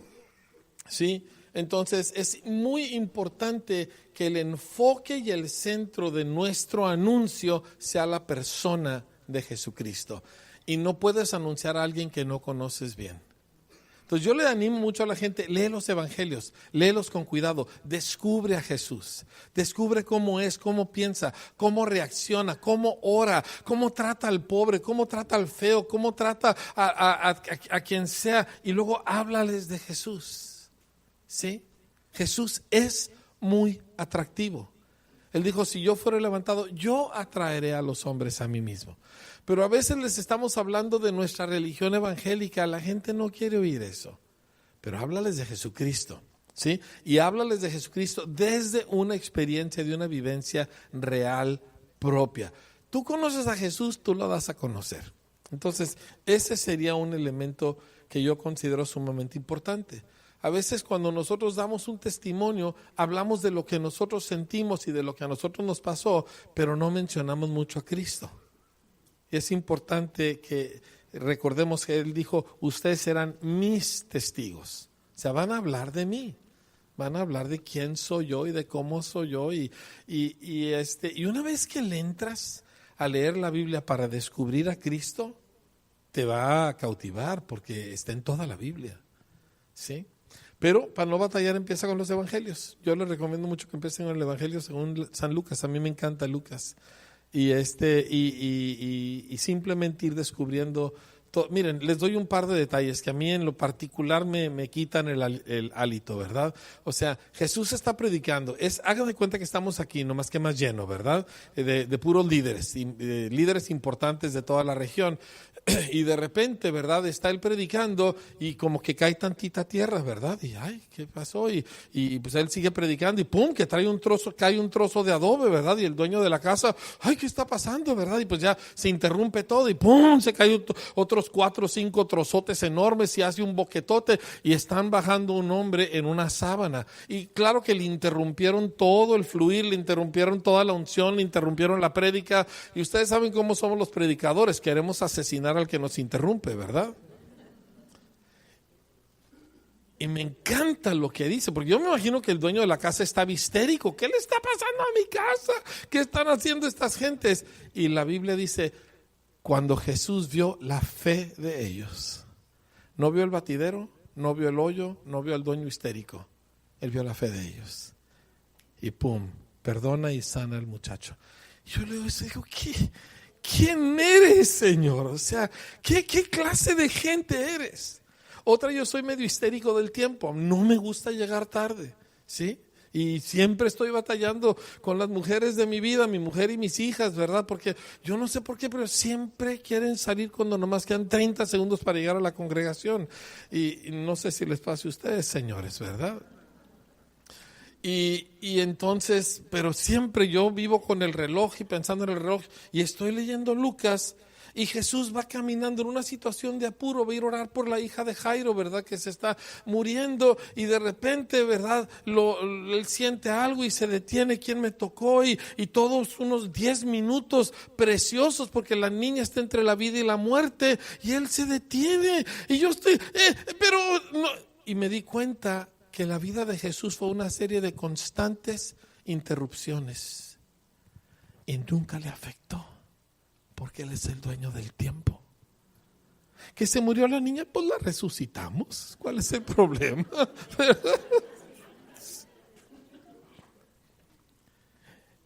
Y a la medida que vas leyendo, vas descubriendo quién es este hombre al que nosotros seguimos. Es increíble, mire, no quiero que me lo entienda en una mala manera, pero es un tipazo Jesús. Yo nunca he conocido a nadie como él. Y quiero que otra gente lo conozca. Entonces, presénteles a Jesús. Sí eviten algunas cosas, ¿verdad?, que estorban. Amén, gloria a Dios, aleluya, hermano Jehová. Son palabras prohibidas cuando le hablas a un católico, porque les hace así, ¿verdad? Tú dices Jehová y ellos empiezan a tener un twitch. Entonces no digas Jehová, ¿verdad? Di Yahvé, di el Señor. Sí, pero mantén el enfoque en lo que nadie puede negar. Les digo una cosa, todo el mundo admira a Jesús. Los musulmanes admiran a Jesús, los ateos admiran a Jesús. Todo el mundo sabe que Jesús es alguien extraordinario. Predica a Cristo. ¿Ok? Súper. Pastor.